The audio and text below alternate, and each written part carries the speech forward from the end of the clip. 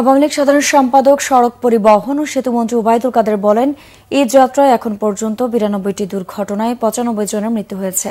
তিনি বলেন, ফিরতি যাত্রায় দুর্ঘটনা বাড়ে, তবে এবছর এখন পর্যন্ত কম আছে। শেষ পর্যন্ত কি দাঁড়ায় সেটা বলা যায় না। এটা দুর্ভাগ্যজনক যে মোটরসাইকেল ও ইজি বাইক দুর্ঘটনা বেশি হচ্ছে। সচিবালয়ে এক মত বিনিময় সভা শেষে ওবায়দুল কাদের এসব কথা বলেন। বেপরোয়া ড্রাইভিং রোধে দ্রুত নীতিমালা করতে হবে। জানান, কিছু পরিবহন রাস্তা শৃঙ্খলা নষ্ট করছে, তাই সুস্পষ্ট নীতিমালা থাকা দরকার বলে মনে করেন তিনি। বলেন, জীবনকে ঝুঁকির মুখে ফেলা যায় না। জনপ্রতিনিধিদেরও ইজি বাইকে সায় ও সম্পৃক্ততা আছে। মোটরসাইকেল নিয়ে ঢাকায় যে নিয়ম করা হয়েছে সেটা অনেক কাজে আসছে। মন্ত্রণালয়ে অনেক কাজ করছে বলেও জানান ওবায়দুল কাদের। বড় বড় প্রজেক্টগুলোতে বিদেশি ফান্ডে হওয়াতে স্লো হয়েছে, সবার বাজেট সংকুচিত। নিরাপদ সড়ক প্রকল্প বিশ্ব ব্যাংকের অর্থায়নে হবে বলে জানান ওবায়দুল কাদের।